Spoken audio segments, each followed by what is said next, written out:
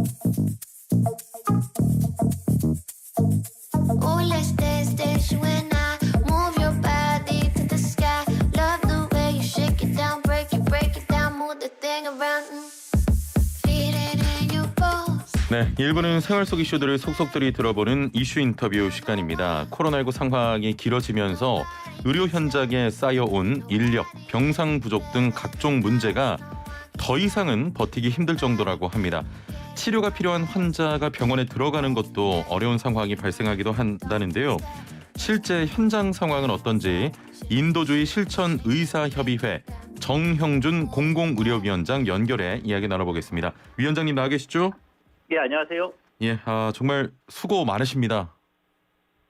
예, 저보다도 일선에서 사실 코로나 중환자를 보시는 여러 의료진들이 제일 고생이 많으십니다. 예. 자, 지금 최근에 확진자 수가 급격히 늘었습니다.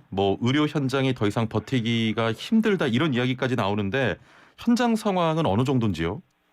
현장 상황은 이미 3주 전부터 사실 아주 악화가 되어 있었습니다. 수치상으로는 국민들이 보시면 11월 말에 이미 수도권 중환자 병상 89% 이야기 들으셨을 텐데요. 예. 그 정도면 사실 이제 병상 점유율 90% 육박했기 때문에 병상이 하나도 없다라고 볼 수 있는데 이렇게 병상이 없다 보니까 응급실 같은 경우에는 일반 환자들조차도 뇌경색이라든지 아니면 심근경색 환자들도 충분한 중환자 병상이 동시에 마련이 안 되기 때문에 응급실에서 이렇게 대기하는 경우가 있었는데 최근에 한 1, 2주 동안은 코로나 확진자도 대학병원급의 이제 중환자 병상이 지금 포화도가 너무 상승해서 그 응급실에 거의 2, 3일 동안 대기한다고 하는 그런 보고들이 있었고요. 응급실에 코로나19 확진자분이 대기를 하시는 겁니까?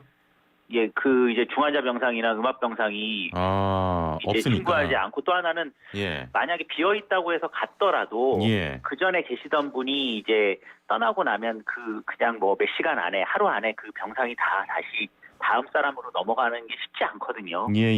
소독도 해야 되고 그다음에 또 그 병상에 있었던 여러 가지 그런 이제 체인지하면서 또 사람들 인력 구조도 좀 달라질 수가 있습니다. 그러다 보니까 실제 저희가 이제 병상 90%가 차 있다고 하면 100%라고 그냥 생각을 하시면 되고요. 해외에서도 마찬가지 경우이기 때문에 그런 경우들이 이제 발생하다 보니까 가장 이제 안타까웠던 건 80세 이상 고령 환자 같은 경우는 주로 이제 전원을 할 때 저희 이제 심폐소생술 거부 서명 같은 걸 해야 받아준다든지 이런 경우도 있었고 또 그런 이제 코로나 확진자들 같은 경우에는 다른 과 이제 진료나 이런 것들 거의 못 받게 되니까 다른 언론에서도 많이 나온 이야기겠지만은 실제 이제 여러 선생님들 하신 이야기가 급성 안과 질환이라든지 아니면 산모가 확진이 된 다음에 이제 산전 진찰을 해야 되는데 그런 부분에 대해서는 환자 본인이 이제 안 해도 된다라고 하는 거에 동의를 해야 코로나 병상에 이렇게 전원을 해주는 이런 안타까운 상황들이 계속 발생했었습니다. 지금 저 전원이라고 하는 게 저 다른 병원으로 이송하는 걸 말씀하시는 거죠? 예, 맞습니다. 지금 전원이 잘 안 된다 이렇게 말씀하셨는데 구체적으로 좀 어떤 사례들이 있습니까? 전원이 제일 안 되는 경우는 이제 코로나 확진 검사를 이제 하지 않으면 코로나 이제 환자가 아니더라도 저희가 이제 지역 병원에서 예를 들면 뇌수술이라든지 아니면은 어떤 특정 시술을 하려면 대학병원급으로 보내야 되지 않겠습니까? 근데 이제 대학병원에서는 모든 환자에 대해서 이제 코로나 음성 확인서를 요구하게 되는데 그 이제 코로나 저희 PCR 검사 국민 여러분께서 해보시면 알지만 가장 빨리 돼야 이제 6시간에서 8시간입니다. 그렇죠. 그러니까 이제 그런 기준에 맞춰봤을 때는 만약에 이게 뇌수술이라든지 이런 경우는 이제 초응급 상황 아니겠습니까? 그중에는 골든 타임이 좀 필요한 환자도 있잖아요. 그렇죠. 그러니까 그런 환자들에 대해서는 사실 음성 확인서라는 것보다 먼저 수술이 필요할 수 있는데 그 부분이 이제 대학병원들 입장에서는 확진자인데 만약에 수술을 했을 경우에 그 수술실과 거기에서 이제 일했던 모든 의료진이 다 또 밀접 접촉자 혹은 확진자가 될 수 있는 위험성이 있으니까 거기서 이제 지연이 발생하게 되고 그렇게 돼서 아마 추가적으로 여러 가지 의료적 문제가 발생하게 되는 것이죠. 그렇군요. 지금 현장 상황은 매우 좋지 않은 그런 상황인데 지금 의료진들이 병원을 떠나는 상황까지 생기고 있다고 들었습니다. 이렇게 계속 운영될 수가 있을까요? 그러니까 이제 떠나는 경우가 대부분 공공병원입니다. 이제 공공병원이 거의 지난 코로나 2년간 코로나 전체 환자의 80%를 공공병원이 진료를 해왔거든요. 예. 그러다 보니 이제 거기에 있는 이제 의사, 뭐 특히나 간호사분들이 너무 지금 업무가 이제 가중이 되어 있어서 예. 떠났고, 이제 그렇게 떠나게 되면 실제 병상이 있다고 하더라도 그 병상을 운영할 수 없기 때문에 허수 병상이 되는 것입니다. 예, 그렇죠. 실제 그래서 이제 그런 허수 병상 문제가 지금 계속 발생하고 있습니다. 그러면 제가 좀 말미쯤에 이 질문을 드리려고 했는데 저 먼저 좀 질문을 드리겠습니다. 지금 결국에는 강화된 사회적 거리두기가 이런 문제를 해결하는 데 있어서 가장 또 중요한 거라고 보십니까? 물론 이제 사회적 거리두기를 저희가 벌써 3주 전부터 시민사회 단체도 다 주장을 했었고요. 예. 그리고 뭐 의료 단체나 이제 전문가들은 이미 뭐 이런 주장을 한 지가 11월 중순이 넘었습니다. 벌써 거의 한 달이 됐는데, 그렇게 할 수밖에 없는 이유가 현재 한국의 어떤 의료 대응 체계가 현재의 어떤 확진자나 중환자 숫자를 감당할 수가 없기 때문에, 그러면 지역사회 감염 수준을 낮추는 것 외에는 저희가 사실 당장 할 수 있는 일이 없습니다. 그냥 병상을 마련하고 인력을 충원하는 것이 아무리 빨라야 3, 4주고 3, 4주로도 지금 11월 5일에 정부 행정명령에 따른 병상 동원이 거의 50%밖에 수행이 안 됐거든요. 그러니까 실제로는 거의 한 2달이 걸린다고 한국 상황에서는 지금 거의 봐야 하는데 그 시간을 벌려면 어쩔 수 없이 사회적 거리두기를 해야 할 수밖에 없는 상황인 것입니다. 예, 알겠습니다. 그 재택 치료만 하더라도 간호사 한 분당 100명 정도의 확진자를 담당한다, 이런 이야기도 있었거든요. 지난해에 인력 확충 계획이나 그런 게 있었는데 지금 잘 좀 시행이 되고 있습니까? 어떻습니까? 이 인력 확충 계획이라는 게 문제가 땜빵식으로 좀 이루어진 측면이 있습니다. 이제 그러니까 비정규 사실 인력을 주로 많이 고용을 하고 저희가 이제 정규 인력이 이제 코로나 중등도 환자나 위중증 환자를 진료하는 간호 인력을 특별히 더 고용한 부분이 없습니다. 그렇게 될 수밖에 없는 게 이제 이 부분은 정규 인력이어야 되고요. 하루에 일당이나 수당을 많이 준다고 고용되는 게 아니라 또 숙련 인력이어야 됩니다. 그래서 이제 제일 중요한 게 사실 병상당 인력 기준을 만드는 거거든요. 근데 이제 병상당 인력 기준을 만드는 부분에 대해서는 이제 비용이 많이 든다는 여러 가지 뭐 논의가 있고 했었는지 제대로 작동이 안 됐고요. 그리고 재택 치료 같은 경우는 실제로는 뭐 모니터링에 지나지 않기 때문에 핵심적인 인력 문제는 사실 이제 중환자실과 중등도 병실에서 발생을 했고, 하나 더 말씀을 드리면 이제 선별진료소나 아니면 생활치료센터 같은 경우에 일하시는 이제 간호 인력이 다 비정규입니다. 아, 그렇군요. 근데 이제 비정규라는 게 문제가 아니라 그 비정규 인력의 임금이 정규 인력의 임금의 거의 한 3배 정도로 높게 책정이 됐거든요. 저희가 이제 아르바이트 거기에는 인력에 대해서 임금을 높게 책정을 한 겁니다. 오히려. 그러다 보니까 이제 상대적 박탈감이 발생하면서 공공병원에서 중환자 진료나 중등도 환자를 진료하던 간호 인력들의 상당수가 내가 그러면 선별진료소나 아니면 생활치료센터에서 저렇게 훨씬 더 편하고 그냥 위험도 훨씬 떨어지는 일을 했을 때 임금이 더 높고 보상이 더 높기 때문에 이탈하는 현상이 가속이 됐던 거죠. 그래서 이제 이 부분을 원래 해결하려고 했으면 중등도 병상이나 중환자 병상에 있는 인력에 대한 보상 체계를 더 강화를 하고, 선별진료소나 이런 쪽에 대해서는 비정규 인력이 아니라 사실은 그 신규 정규 인력으로 충원을 해서 돌렸어야지 되는데 아마 이제 2년이나 이런 사태가 갈 거라고 예측을 못한 어떤 그 방역 당국의 어떤 실수가 아닐까 이렇게 생각을 합니다. 지금 말씀하신 어떤 병상당 인력 기준이라든지 뭐 보상 지원 대책, 이런 부분은 지금 논의가 된다 하더라도 오랜 시간이 좀 필요하지 않겠습니까? 그러니까 이미 뭐 보상 체계 자체가 안 갖춰져 있었던 것은 아닌데 한국의 그 보상 체계가 병상에 대한 보상 체계입니다. 그러니까 병상을 하나를 동원하면 뭐 크게는 뭐 1억, 2억 이렇게 보상이 들어갑니다, 한 달에. 금액이 상당히 크니까 국민들은 놀라실 텐데요. 근데 이제 그 1억, 2억이 인력의 임금 아니면 인력을 충원했을 때 보상이 되는 문제랑은 연결이 안 되는 것이죠. 그러니까 이제 병상을 동원한 민간 병원 입장에서는 당연히 거기에 인력을 많이 고용할 이유가 없던 것이고요. 공공병원 같은 경우에는 인력을 또 고용하고 싶은데 이제 인력 총정원제 같은 것들이 걸려 있습니다. 공공기관은.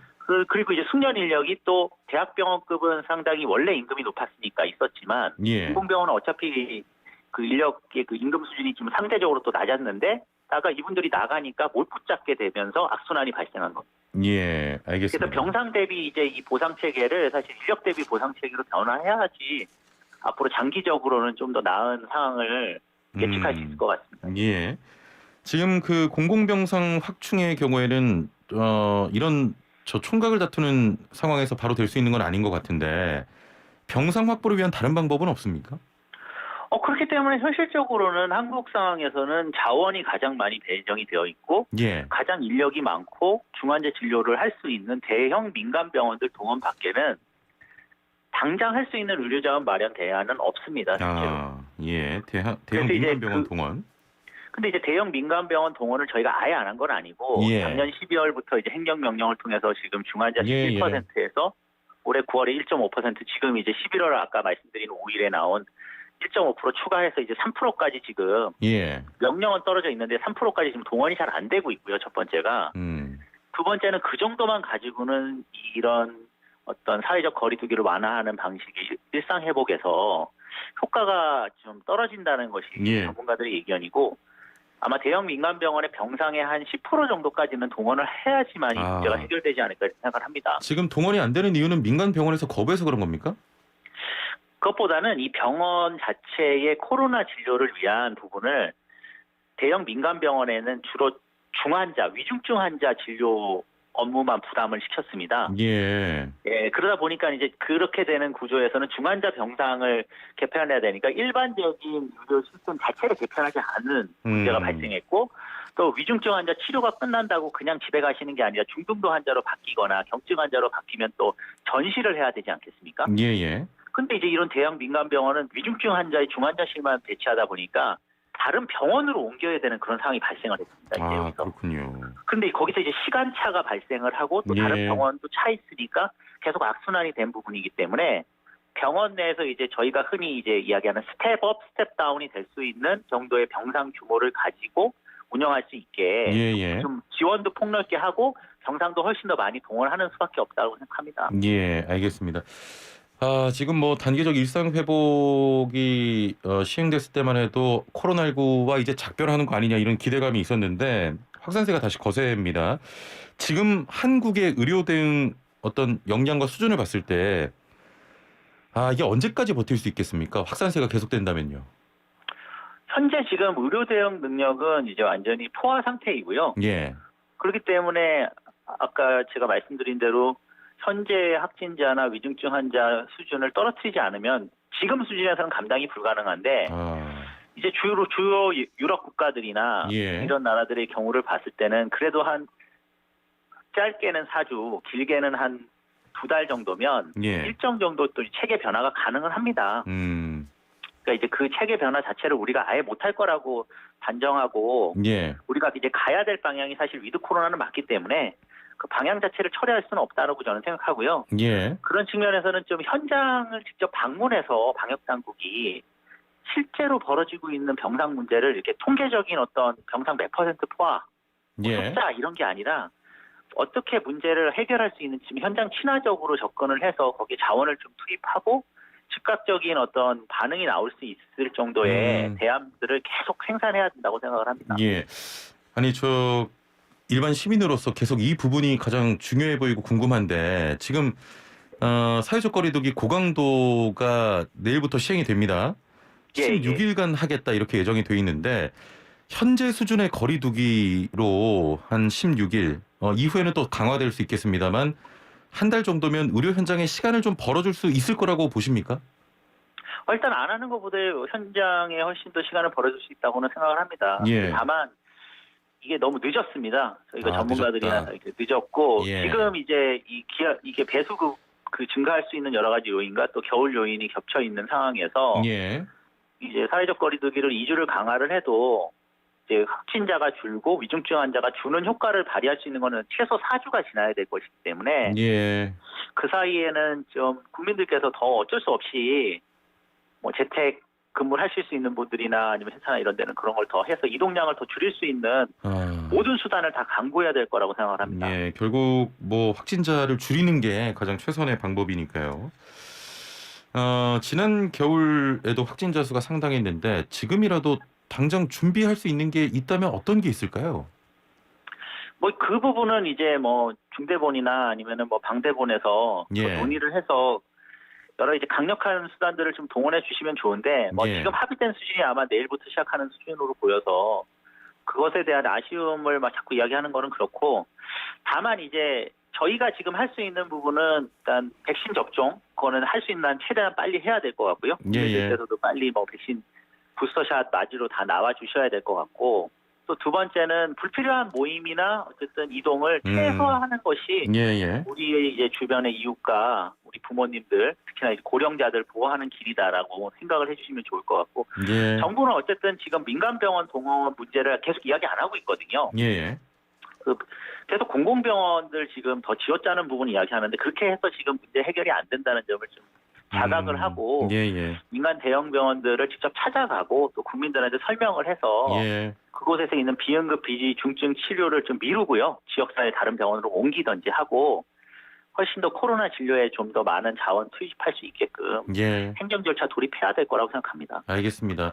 9024번님, 지난해 겨울에 요양시설부터 난리 났던 거 생각이 나네요. 겨울에 특히 더 위험하다고 하던데 현장 의료진 분들은 추워지면 더 걱정되겠습니다. 힘내주세요. 그 노고에 감사합니다라고 또 감사함을 표현하셨습니다. 자, 앞으로 조금 더 힘내주시고요. 오늘 말씀은 여기까지 듣겠습니다. 감사합니다. 예, 감사합니다. 네, 지금까지 인도주의 실천의사협의회 정형준 공공의료위원장과 함께했습니다.